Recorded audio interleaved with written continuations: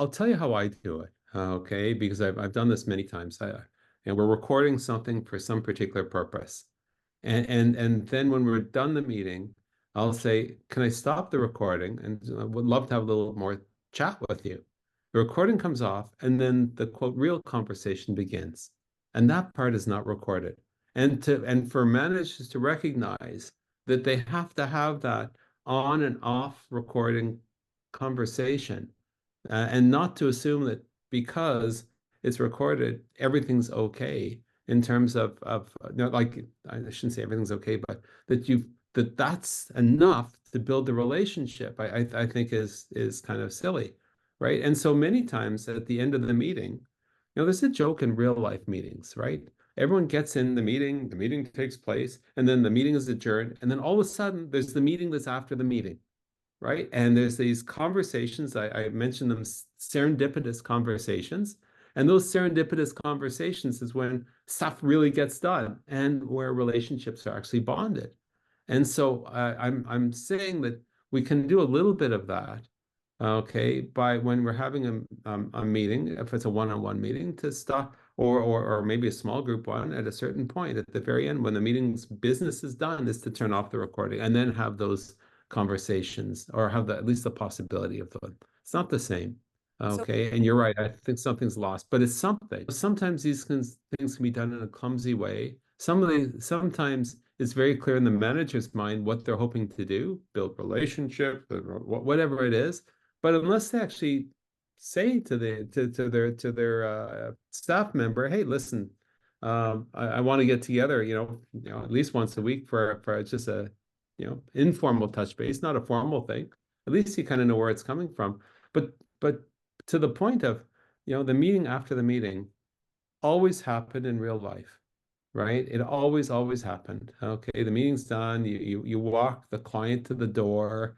You're having the conversation along there, and then all of a sudden they ask another question, or you ask them a question, etc.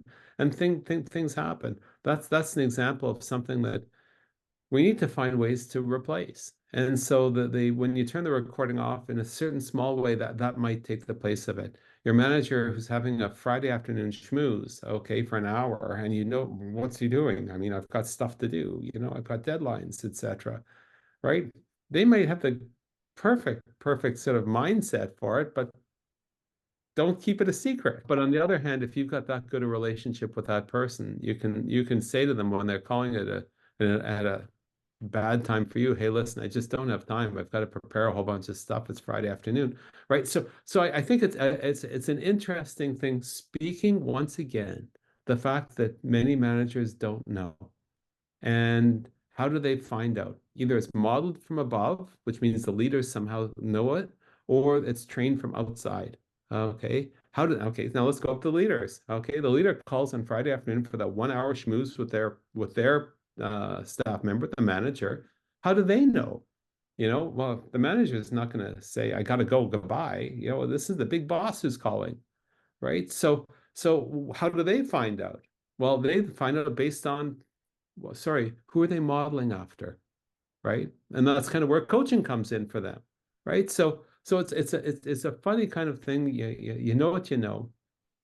We think that we've got it right because we've gone through COVID, several years ago, but we don't. We've got a lot of people who are just swimming along, and we've got this conflict, particularly in the large organizations where there's this huge pressure to get back to the office from the top, and there's a huge pressure from the bottom about we don't want to, because whatever the reason is, and the managers in the middle are feeling the pressure from both sides. And there's good reasons for both sort of perspectives.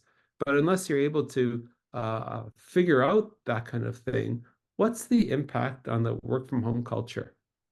It's not one that moves the whole organization forward. It's one that's mired, or the foundation is based on some conflict, right? Gee, you've got a privilege to work from home. Okay, well, I don't know. Back at the office, we used to get free lunch every day. Not getting it now, right?